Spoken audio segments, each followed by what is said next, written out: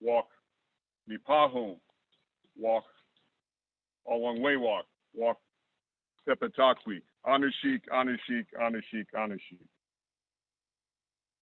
Anashiki Shelamokwang, Anashik Huachi Manadu, Elamiliang, Kakana Ki, walk MB, walk Kashung, walk Dindao, Anashik, Anashik, Anashik, Anashik.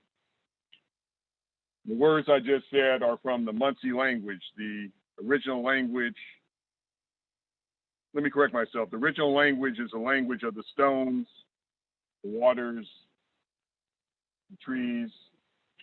The original human language of this area that we communicate with our world, not just each other, but our world as well. So Munsee is the oldest language of these lands, oldest human language. And what I said in English was, Anashik Kishalamokwang, thanks from whose thoughts we arose from. And that's what our prayers are, our Munsee prayers. And we have that in common with other indigenous people, our prayers of thanks. It's not the Santa Claus prayer, like I want this, or please, not that we don't want things, or that's not part of who we are. That's not the basis of our prayer. And that's how we ground ourselves. That's how we keep sane, is that we recognize that what we most need in this world, we have right now. Kishelamokwing, that's one of the names by which we recognize the spirit creation. Kishelamokwing, from whose thoughts we were created. You know, the recognition that our very thoughts, our dreams, our and other aspects are also real. There's a reality to them as well. They may not be tangible at this moment, but oftentimes they become tangible, sometimes not. So Anashi Kishelamokwang, thank you from whose thoughts we arose. Anashi Kwachi Manadu, sometimes in the related language pronounced Yichi Manadu. Manadu, spirit, Wachi, great, Wachi Manadu, great spirit. That's how it's often translated into English. English is really a language that's based almost on a discrete view of reality. You know, we have the stones, we have the trees. We look at them as being separate. But in other languages like Munsee, we look at things more in terms of relations. So everything in the world that we see, everything that we perceive, has Manidu, spirit. And then, of course, there's those aspects of our reality that are unseen. And that's part of the problem we have in the modern world, is that if we don't see it, then sometimes we don't believe it exists or is real. And oftentimes the deeper reality is that which we don't see. Manidu, you know, everything has spirit. And I think actually the best translation of that is from physics, the concept of energy. When you look at Einstein's equation, E is equal to mc squared. That is the equivalence of mass and energy. Energy and mass are really different manifestations of the same underlying reality.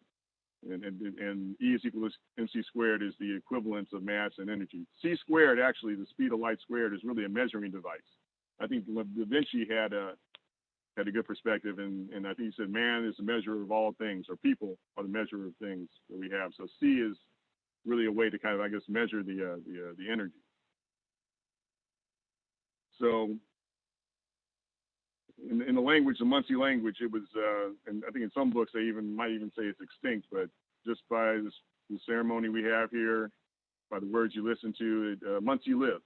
I like the Spanish when they say viva. So let me recognize the language as an entity, the Munsee language. So viva Munsee, viva Munsee.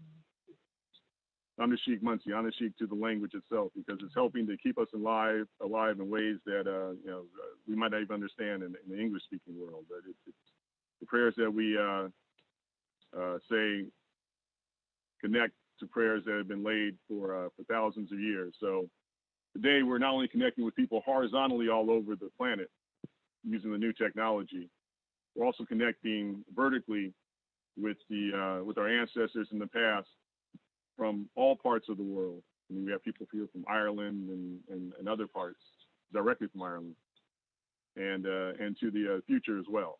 So, Anashik to everyone on the broadcast, Anashik to my friends here. And again, the translation in English, Ella Miliang for giving us, Kukana Aki, giving us our Mother Earth. Aki, Earth, Kukana Aki, Mother Earth. And that's interesting. That seems to be one of the metaphors that's even survived in the English language, Mother Earth. That's all something we all recognize. Kishok, the sun, and that's the reason why we're here today on this day, because it's a transition point. You know, the longest day of the year in the north. I think the shortest day where Ben Bowler and those people are in the south. You know, we don't want to forget them. That things are relative, but it's a day of transition for everyone here on the earth. Anashik Nipahum, the moon, and I find it interesting that bringing in the astrophysicists, they say that the moon actually was once part of the Earth. Some theories, and that I guess in the early times of creation and destruction, and they all two sides of the same coin, that another giant planet hit the Earth, and then part of the mantle that emerged from that formed to be the moon.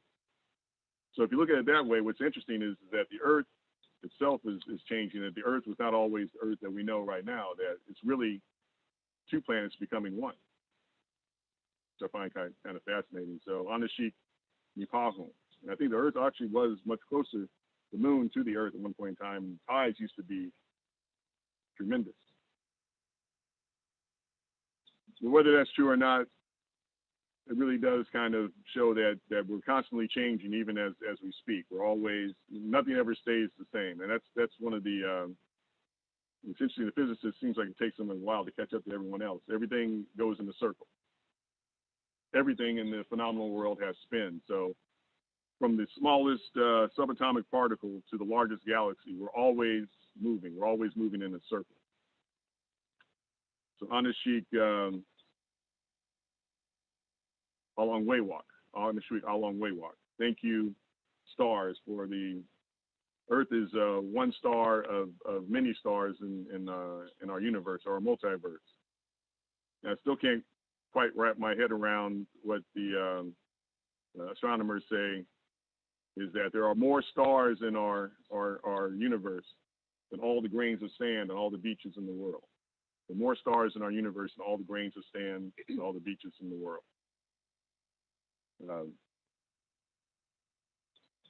Not to diminish the importance of our sun, because it's our sun, but it's one of many. Anashik Pepatakwi. Thank you, thunders. So I just find it interesting. Something so powerful as a thunderbolt or lightning just lasts for even in our world, such a fraction of a moment. So we are thanking creation, from the smallest of the beings, such as Alik Wasak, the ants, to the galaxies themselves, the cosmos, along Waywalk, the stars. So we're giving thanks from the smallest to the largest. Thanks to the past and the future, and to bring it all back home here. Thanks for this day. Yun Kwai Kishku. Thanks for this day and every day. So yeah, what I'm going to do is I'm going to take tobacco, say a brief prayer out loud, and give tobacco to all the friends here, and we can say a word of thanks or remembrance, or keep it silent. And I'll just go ahead and take this tobacco and say thanks of remembrance as well, and gratitude.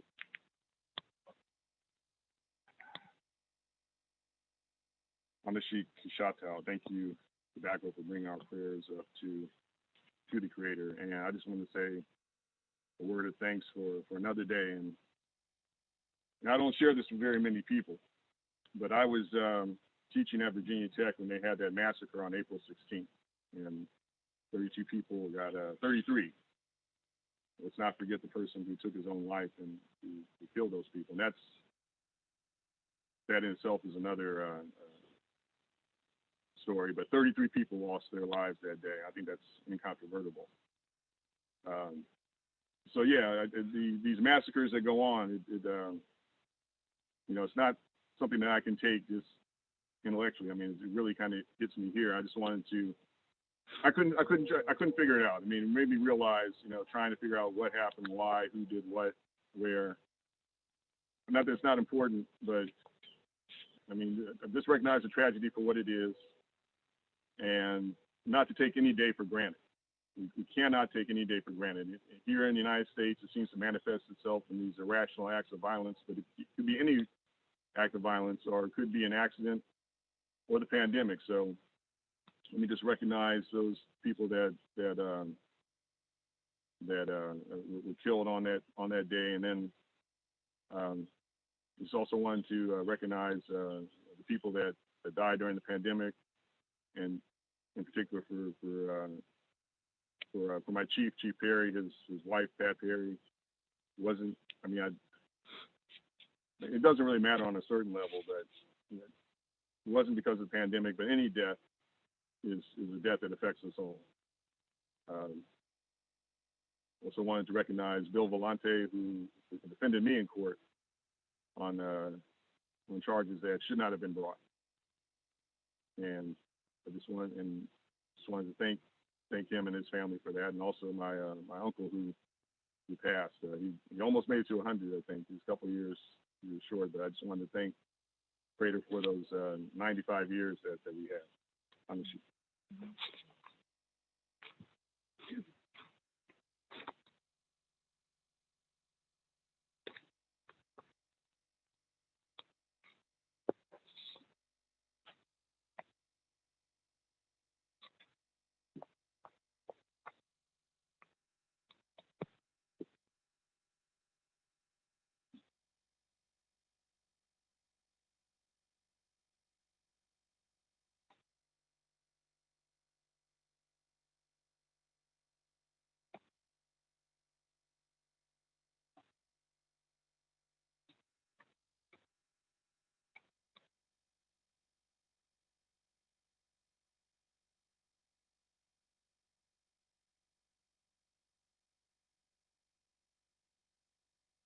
Thanks for the longest day. Give thanks for our friends in the south for the shortest day. Give thanks for the sun that turns all of that. Give thanks for our attention to light today. Give thanks that light comes no matter what. It fills all cracks, and we are so cracked. I give thanks and ask the light to fill these cracks with love, to fill our unknowns and the darkness, the shootings and the horror around us, that light fills that darkness, that we transcend the darkness, that on this longest day we bring the light, the fire in our hearts, and we live this light.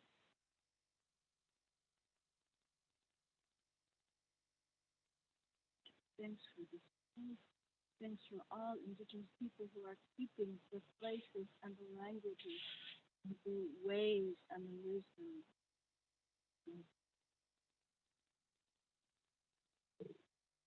Thanks for Unity Earth that's bringing all of this together with all of the world. I give thanks that the brightness of this day comes into this process, and we transform the world by way of our prayers and our intentions, and by way of bringing in the light energy of the sun. I give thanks. Thanks for all the ancestors who came before us so we could be here right now, just here, doing this, building on their ways and on the path that they cleared for us. Thanks to the light on the path ahead. I give thanks for the light that's there when we think it's dark. And I give thanks for the darkness that makes us understand how we love the light. Thanks for spiritual ones of all faiths who are now coming together around the planet through World Unity Week and through so many other channels because it is time. And I give thanks that we are here in these times, part of this transformation. Thanks for my family, my family of blood, my family of heart. Thanks for trials and tribulations that brought us right here to this wisdom and this understanding. I give thanks for the joy. Thanks for joy. Thanks for my family. Thanks for my sisters, my mother, my children. Give thanks for life.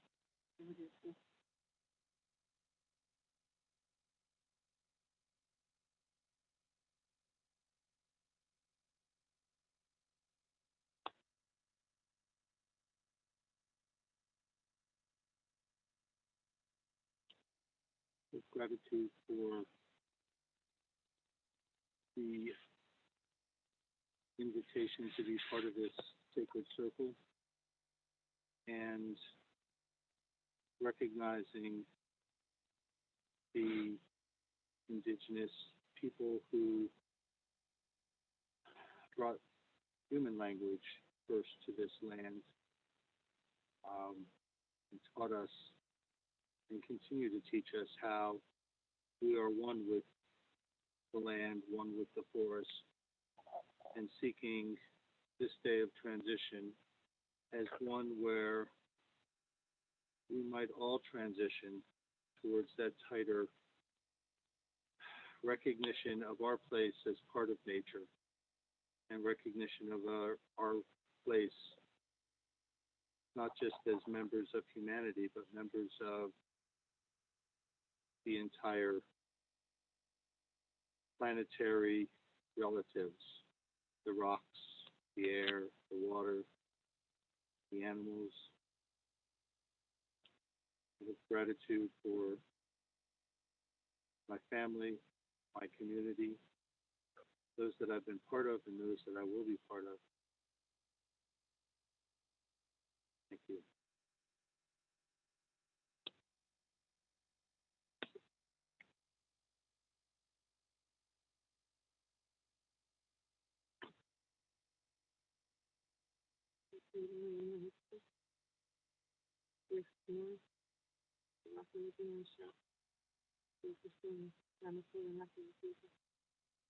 Son,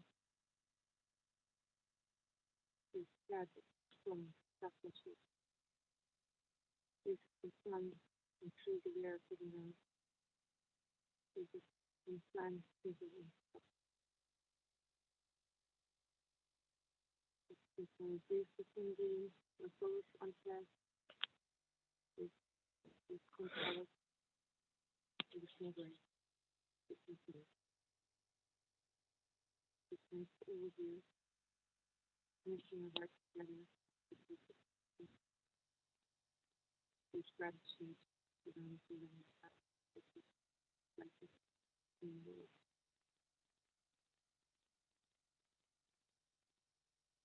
Gratitude for the relative in your own soul. Gratitude for the life of gratitude to the earth. Breathing memories of this gratitude to the earth. Gratitude for the ministry. Gratitude for the ministry. Gratitude for the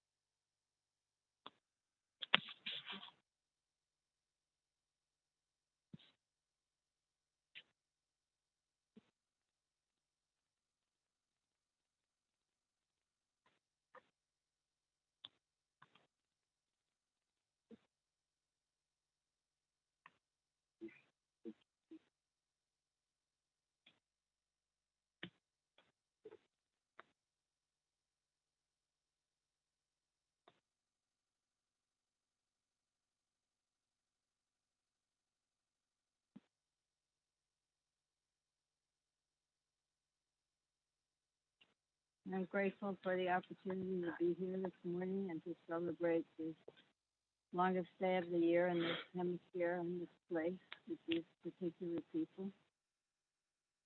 And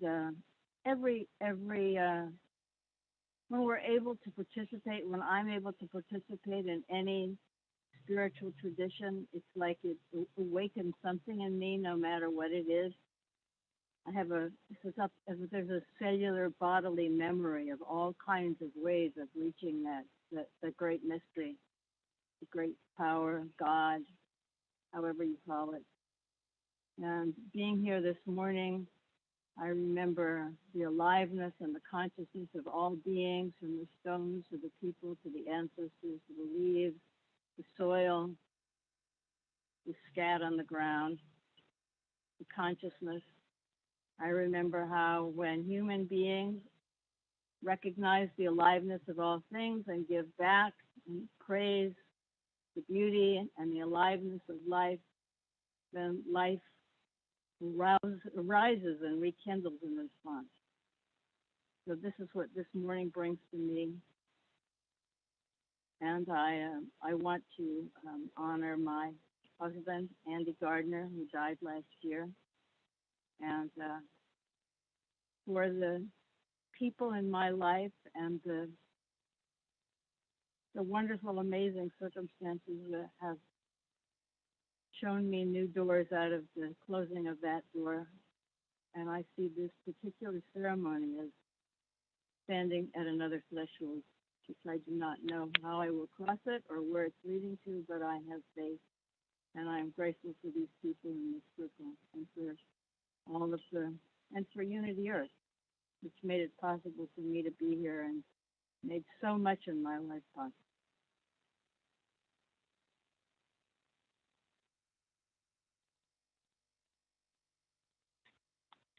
Switch.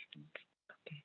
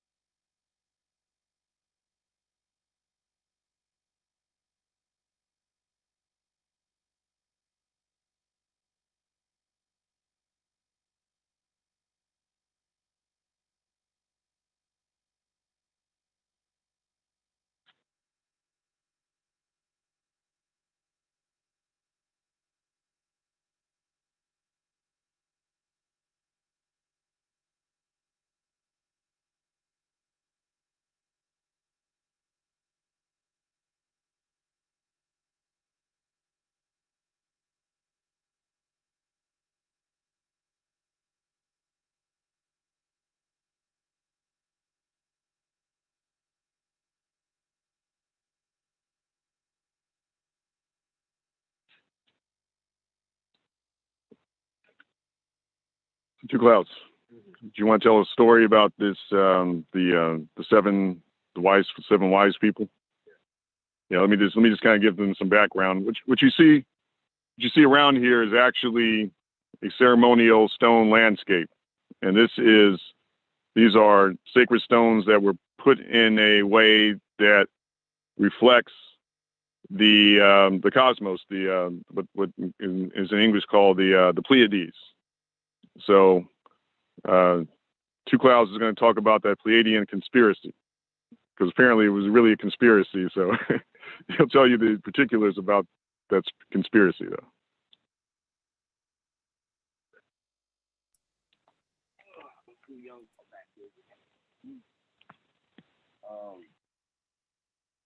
Yeah, so that's really a couple of different how can you say, constellations is represented here. You have the Pleiades, like I always said, and you also have which is called the Big Dipper. And I think that's one of the most obvious to see. It's just standing there.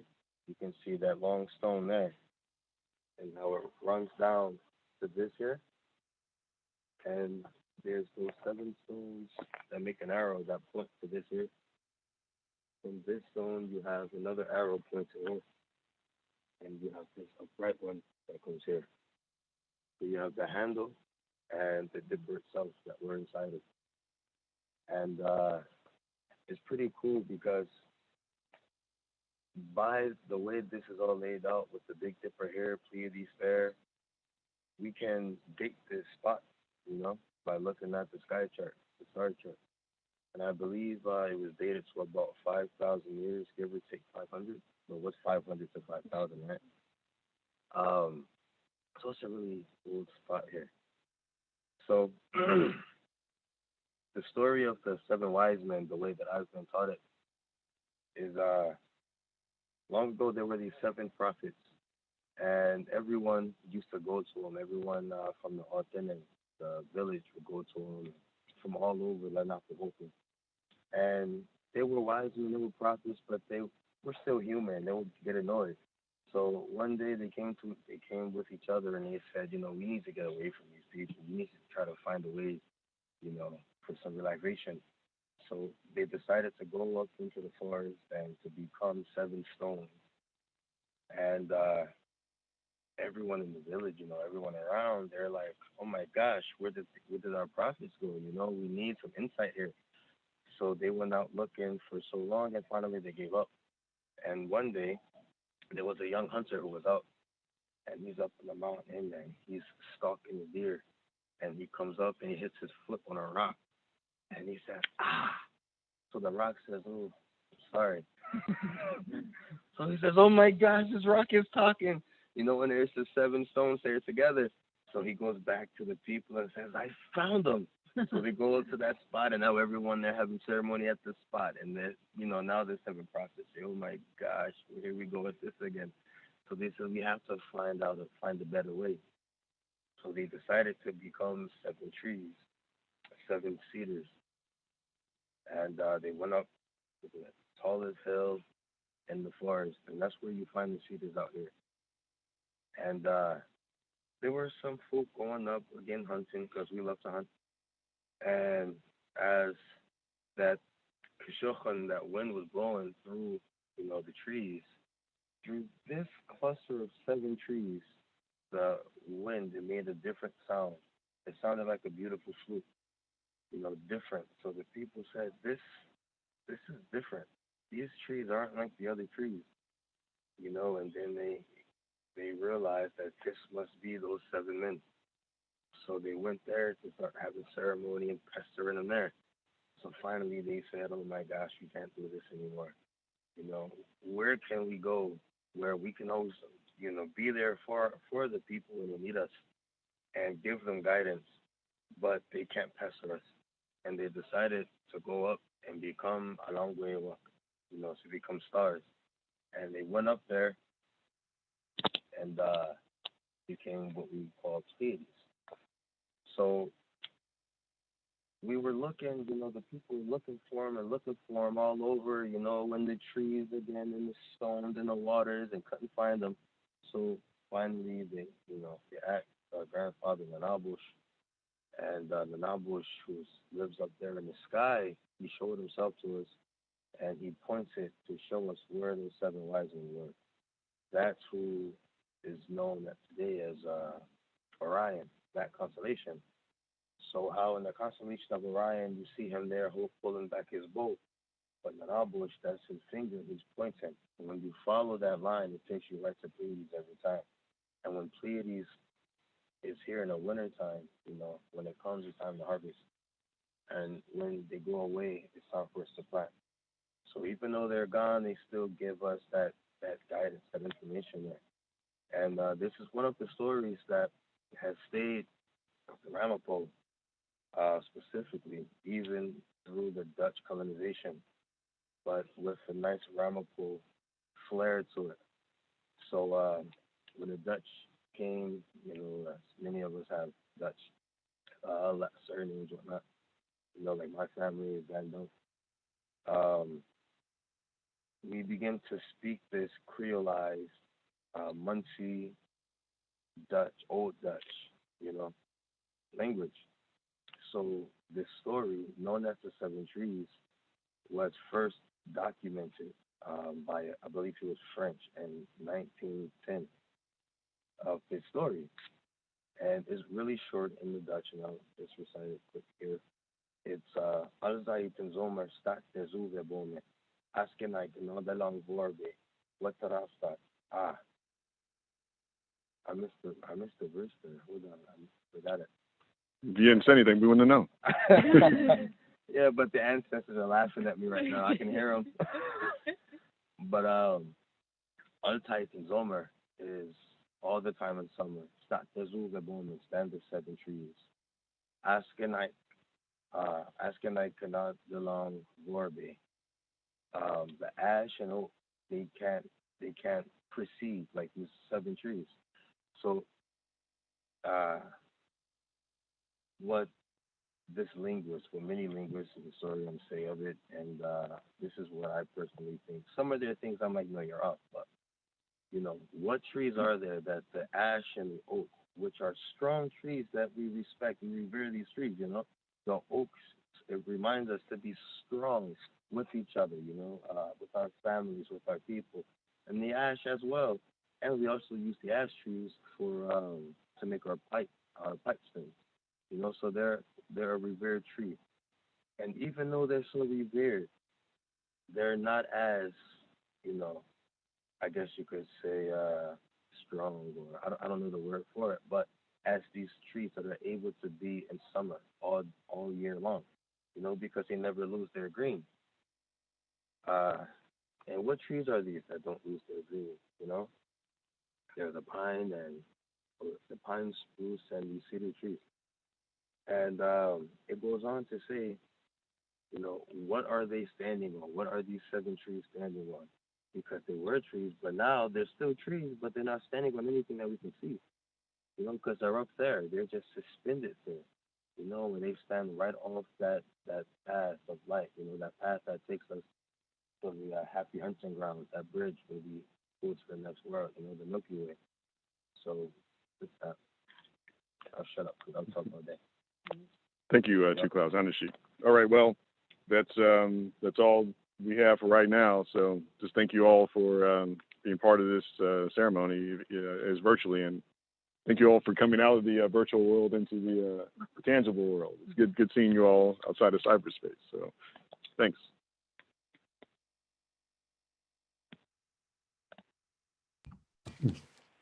Thank you, Brother Al. Linda, did you want to say something to Brother Al? Oh, absolutely. Thank you so much. Anushik, Brother Al, and Two Clouds. What a beautiful, beautiful ceremony that you have shared with us here. And I also want to point out to those who have been watching that this hill that they are performing these ceremonies on is a beautiful hill that is overlooking Manhattan, where I happen to be right now. And it's this, I can imagine in well, a long time ago when all of this activity was going on and the Revolutionary War, and I could just see what an absolutely perfect spot, having been there many times in this on this hill on this mountaintop, that the overlook and the view is just absolutely amazing, whether you want to spot friends or enemies. So it's really beautiful to see both Owl and Two Clouds.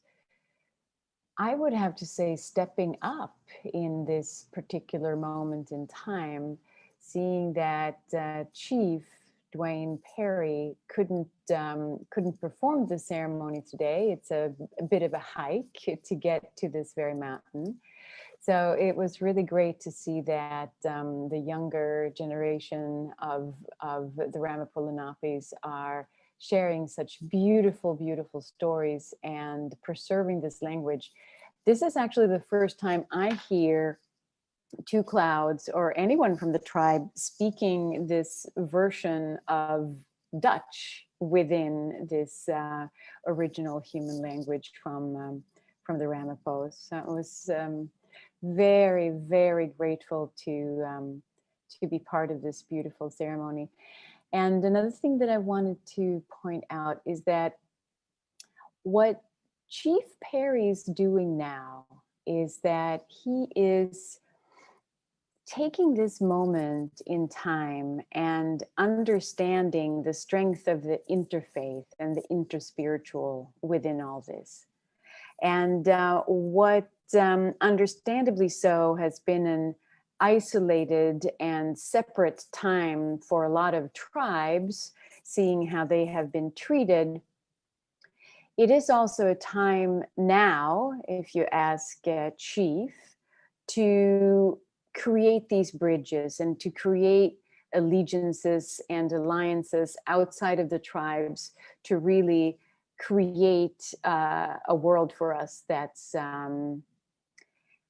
in harmony with nature and in harmony with one another.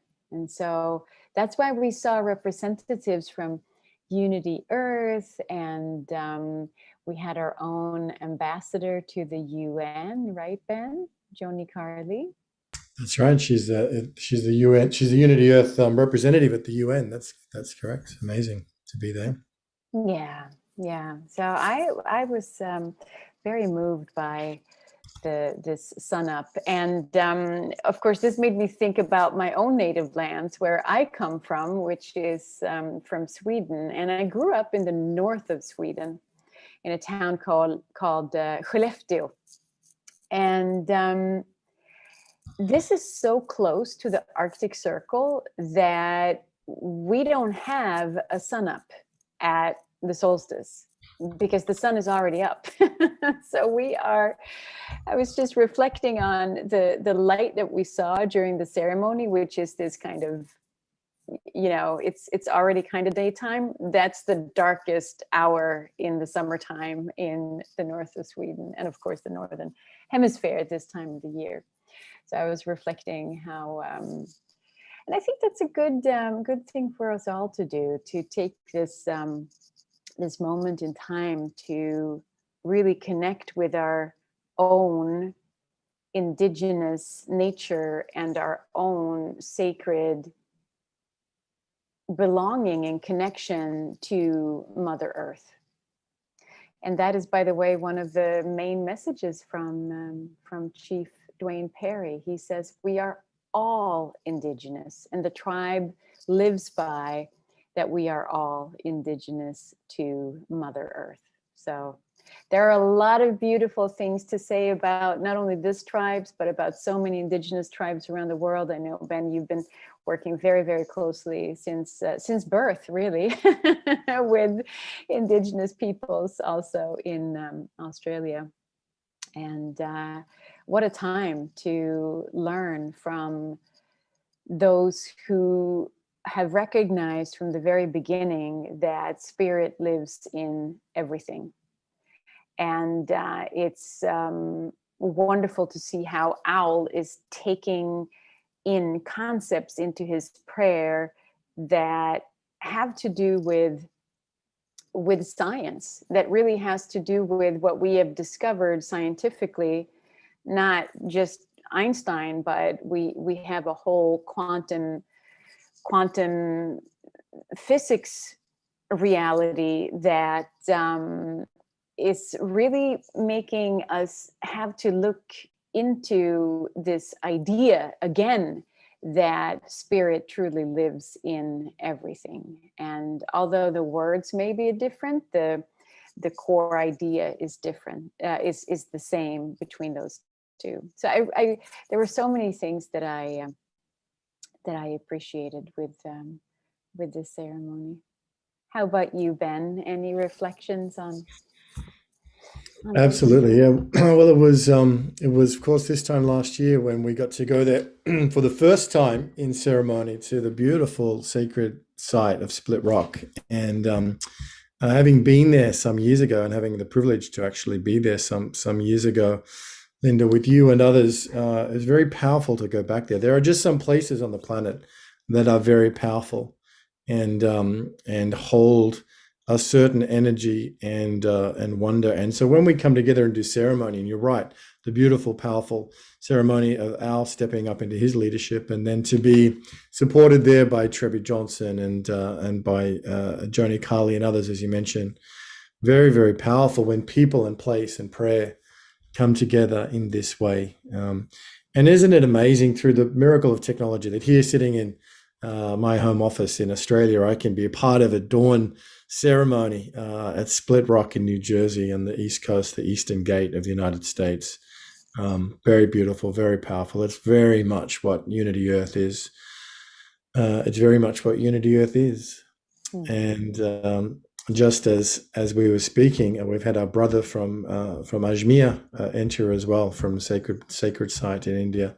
So everything is connected in this incredible whole. And what better time to acknowledge that than on the solstice? Obviously, winter here in the south and summer in the north, and beautiful to connect not just to the earth, to Gaia, but to the cosmos. And I love that story that we heard.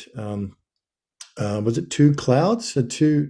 Yes, his name is Two Clouds. Yes. Two Clouds, yeah. Yes. And beautiful story about how the rocks are telling the story of the Pleiades, and just another living example of the miracle of the planet and of all life and of the sacredness of this day and every day. So yeah, real joy to be with you, Linda, here. Thank you for everything you've done.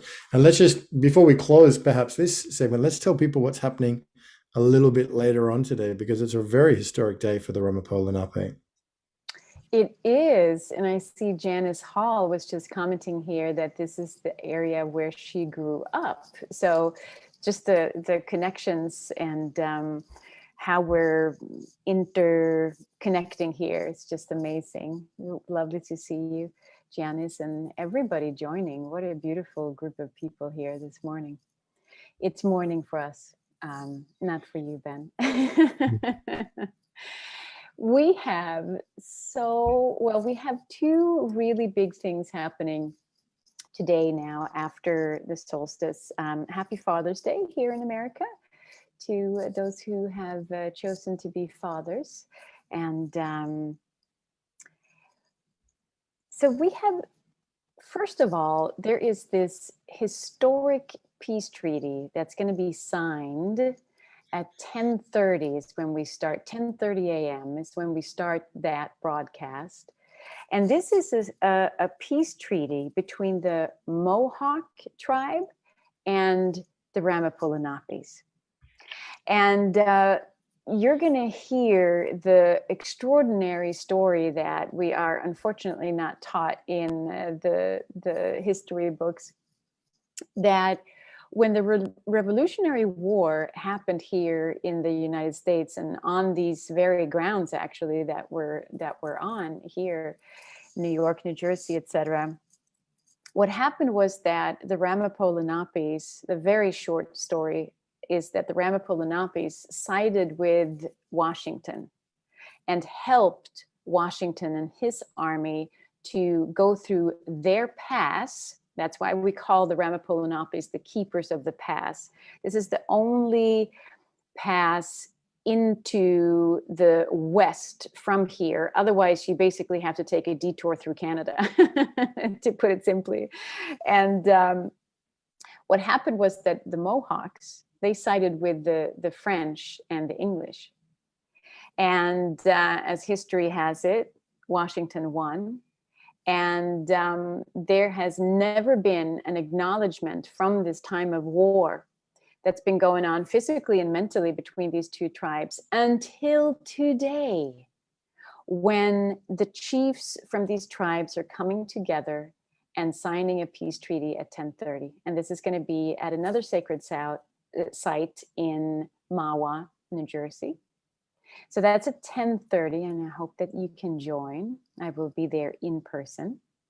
The other very, very exciting thing is that at 1 p.m., we are opening the doors for the first time, inaugurating something that we have named the Ramapough Museum. And we will be showing photographs that are absolutely stunning of some of the members of this Ramapough Lunaape tribe. What's so beautiful energetically about this is that not only this is an art experience. These are extraordinary photographs taken by Becky Yee. This is also the first exhibition of many where we will have tribes, marginalized tribes, international tribes. We will have tribes from all over the globe, one by one, being exhibited in this museum, showing the beauty and the history of the tribe. But we will also be recording the stories that need to be told from these various tribes. All of this happens under the message from Chief Dwayne Perry that says we are all indigenous to Mother Earth. And in this indigeneity that we can all connect to, there is a bridging between everyone in the world.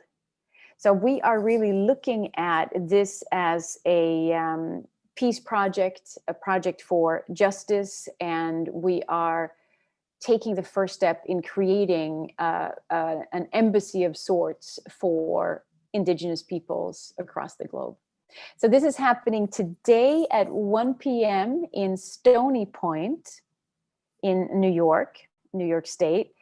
Of course, the way that America decided to divvy up the land between different states is not the way that Native Americans or the indigenous peoples and the first peoples of this land divvied up the land. It was a completely different way of looking at land and ownership. And so we're floating between New Jersey and New York here.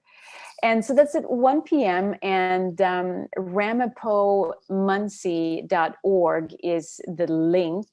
And that is RAMAPOMUNSEE.org for those who want to find out more and take a sneak peek of these absolutely stunning photographs by Becky Yee. So it is a historical day for sure. I am looking forward to, for the first time, meeting the other tribal members that I haven't met before, and the Mohawks, and yeah. So and Ben, you will be with us for this journey, and we will be broadcasting all of this. Yeah. Yeah, so of course, so excited to be participating and witnessing this day in history. We've been looking forward to this for many, many months, ever since Chief Dwayne Perry shared his vision of this solstice day in the opening and the signing of the treaty and the opening of the museum. It's a glorious new day on the eastern gate of the United States. So looking forward. Come back here. You're welcome to come into the Zoom room, into room 1. You can find us on worldunityweek.org. It's all free, freely given, all this incredible content. And over the next 7 or 8 days, there's 500 different events going on around the world. See, Brother Sunil has joined us from the Himalayas. World Weavers is here in the space, and it's all coming together. And so we'll be back at 10:30 a.m. Eastern Daylight Time, just in a few hours. And in fact, even before that, there's a program from the Hague Center for Global Governance, which is going to be exploring our social body. So it's amazing how everything is connected, and what a deep honor and how privileged we are to be a part of this ceremony today. Thank you, everybody. Thank you for being with us.